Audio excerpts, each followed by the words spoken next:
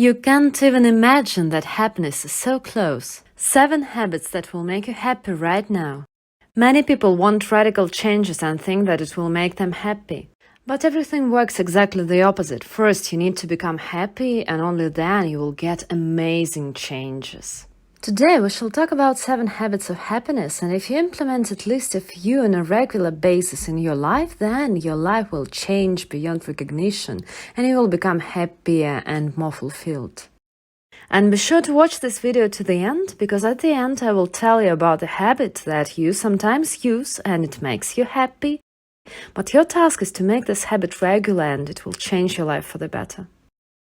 So, the first habit that will make you happy. Scientists have already proven that we become more fulfilled and happier when we see a harmonious picture. If you notice that arriving on vacation, sitting by the ocean and seeing the sunset, your mood rises, you have inner peace, your condition improves, then like to confirm my words. So your task knowing this principle is to constantly show yourself and your brain beautiful pictures. But how to do this if you are sitting at work? You cannot go on vacation now and around is a grey dull city. There is a simple life hack. You can turn on a video from the Maldives on your computer, on your screen, on your TV, turn on a video of mountains, turn on a video of some very beautiful nature or another cool story, turn on a video of the ocean.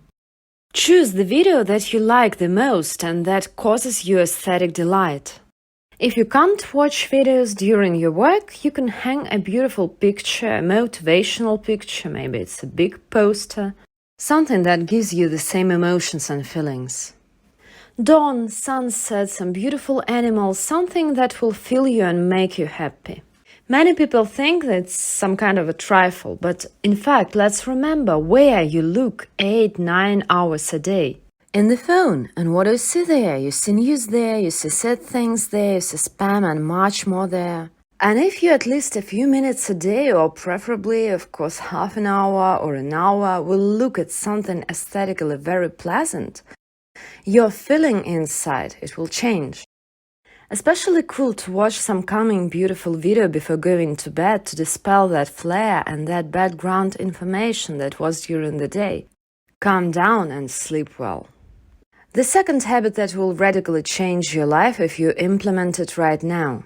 It's the technique of gratitude. What can this habit do? Get you out of the negative funnel of events. That is, it not only makes you happy, but it really changes everything around. It changes the sequence of events. This technique is very well known, many coaches talk about it, and it can be done in different ways.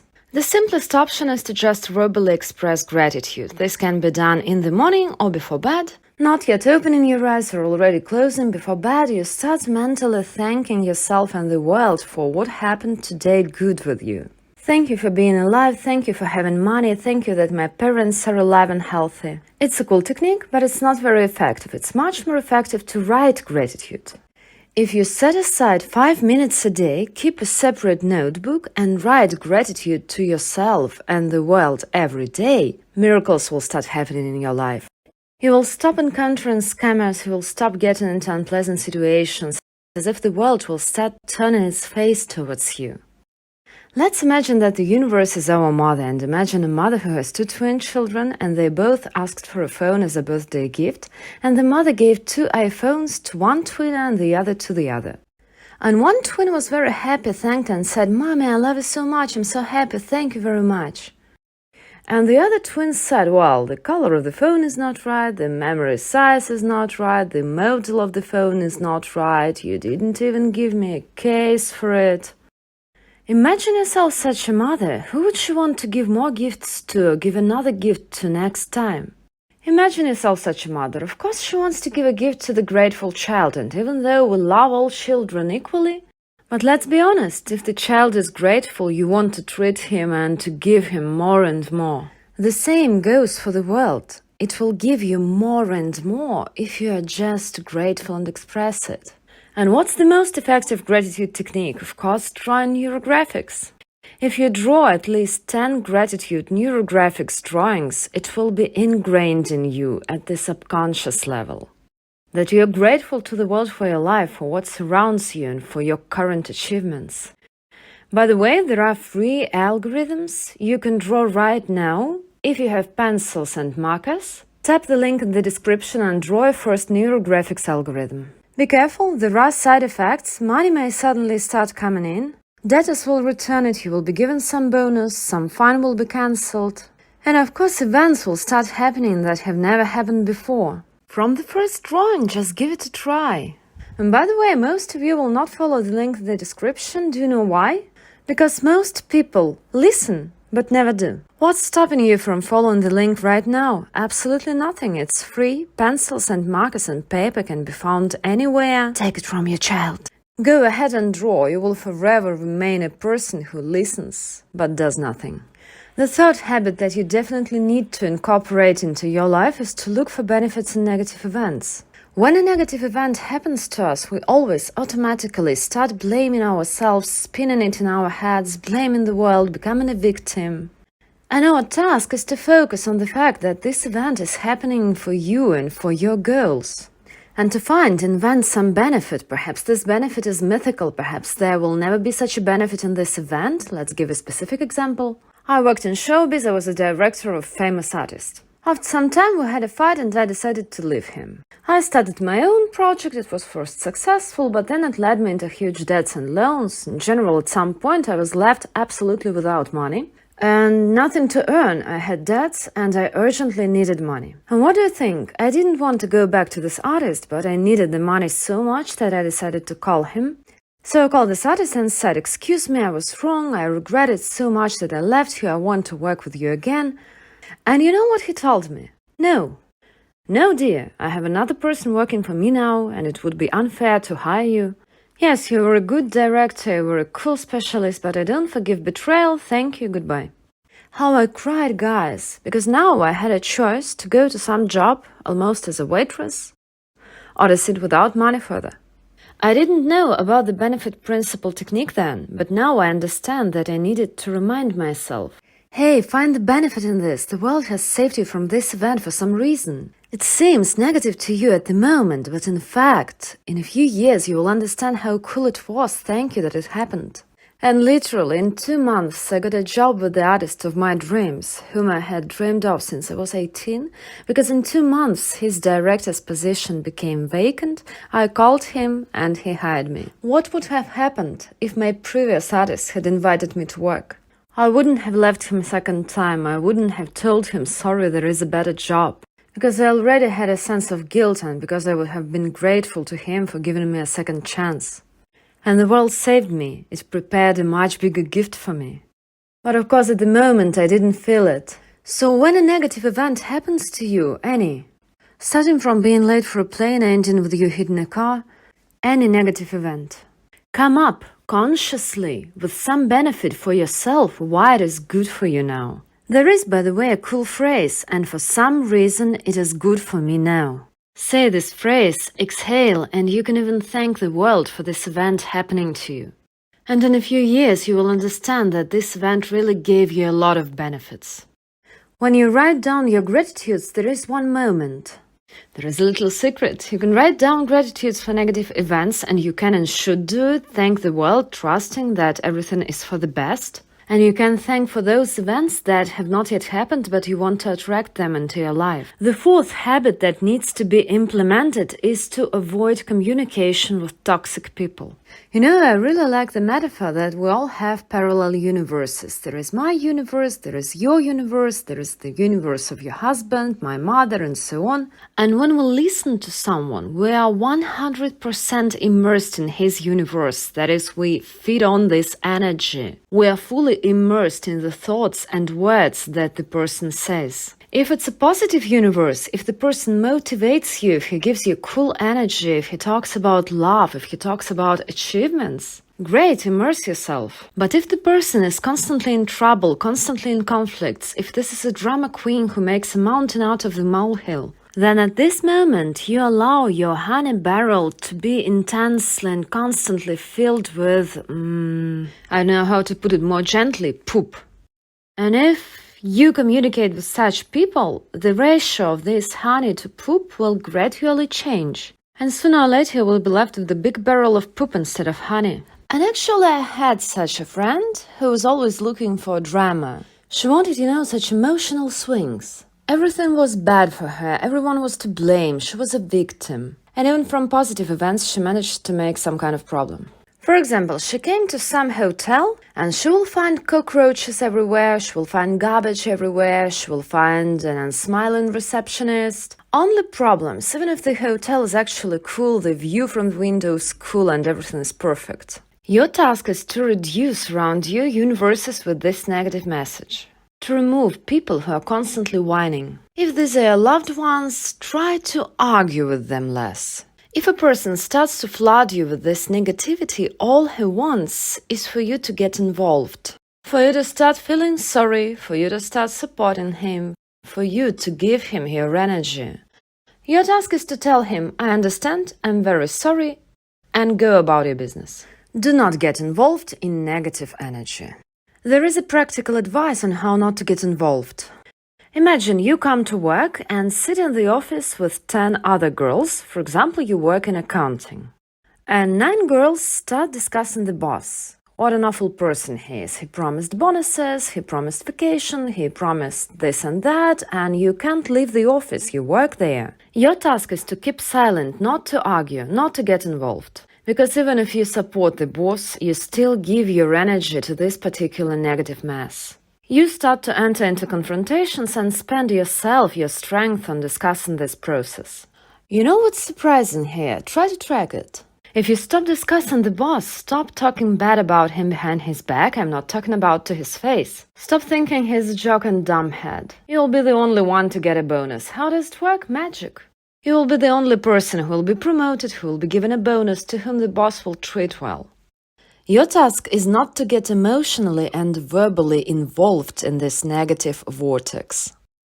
The 5th habit that will make you happy is to legalize the truth. When we lie, we need a lot of energy to remember what we lied about, who we lied to, and each time to tell this scenario the same way we told it. It's very hard because when you tell the truth, you know how it really was. If you're asked now what happened 20 years ago for real, you will tell how you finished school or how you accidentally passed some exam very successfully. But if you lied 10 years ago or a year ago about some boy who gave you something, you will forget it in a few days, in a few months, and there is a big chance to get caught. That's why our brain and our body spend a lot of energy to keep this secret. So, when we admit the truth, we release the huge amount of energy that we spend on telling lies. And the more honest we are with the world, the more honest the world is with us. Sometimes the truth is very unpleasant, and here you can keep silent. Okay, it's okay if you just don't tell someone to their face that they are an abuser and a scoundrel.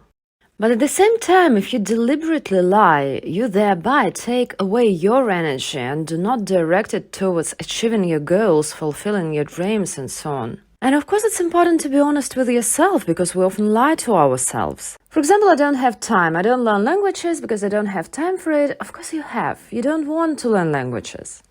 And when you legalize the truth and admit to yourself that you are not interested in it right now, you have a choice.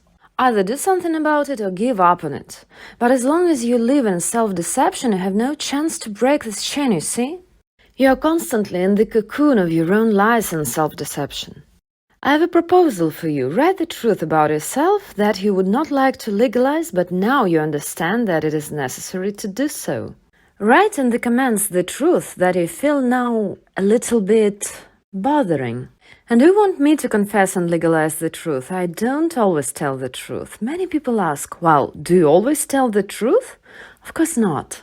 Let's be honest, sometimes we have to lie. When I started thinking about it, I thought, where do I lie the most? Most often, unfortunately, I lie to children, because it hurts me to tell them that I'm, for example, living somewhere to meet with friends or for a manicure, and they want to spend time with me at this time. And therefore I had the most popular lie, I'm going to work. Who has such a lie?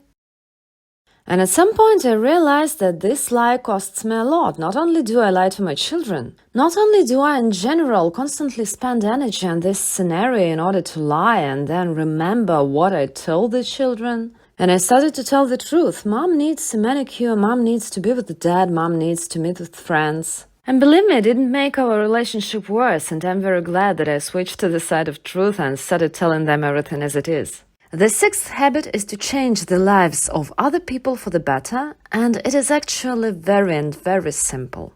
You can go to the grocery store today and seeing a sad cashier there who works 12 hours in a row, you can come up and just give her a compliment. And you will make a person happy in a second and make yourself happy.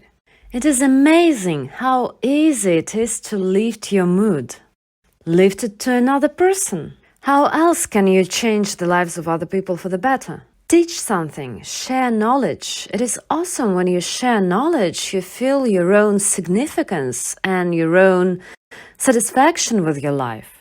You see, you're not living in vain, and this leads you to happiness. As long as you're hungry, as long as you haven't yet met your basic needs, it won't even occur to you that you can simply praise people, simply tell them that they're great, share some knowledge. But the trick is that if you start doing this consciously, even before this inner necessity comes to you, it will make you happier today.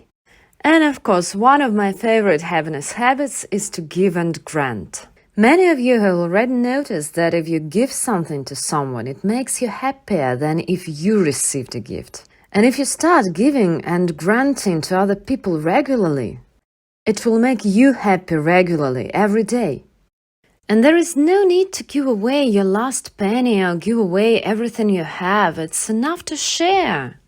On an everyday basis, living your ordinary life, you bought cookies for tea, treat your colleague. The more you give, it's a very important point here, the more you create imbalance in the world. Everything in the world is harmonious, absolute zero. Everything is totally fair. If you want to improve your life, you need to rock this boat in the other direction. You start giving, you consciously disrupt the balance, and the world tries to balance it, tries to restore it. How does it do this? Through other people. You gave something away in this place, and from this place you gained. And will gain more and more and make you happier, more fulfilled. You will get a kick out from what you do, and a kick out of how your life will improve. But how to weed out the freeloaders who will sit on your neck and just use the fact that you're kind, good, and give everything away? Remember about gratitude. If a person is sincerely grateful to you, then we continue to invest in him, continue to share knowledge, continue to improve his life, continue to give. If he's not grateful, then we tell him, thank you, goodbye, and look for another person who we sincerely want to please. How did I become happy thanks to this principle? It's actually an incredible story. I've visited 42 countries in the world, and there are places that I love very much and come there for the 5th, 7th, 10th time. But as you understand, your impressions are dulled. The first time Paris is wow, the second time it's cool, the third time it's just Paris. What do you need to do? Take your mom with you, or take your aunt with you, take your friend with you, a person who has never seen Paris. You give him Paris, and he gives you absolutely new emotions. You will see Paris through the eyes of this person and will rejoice as for the first time. You will give yourself new emotions again. It's amazing.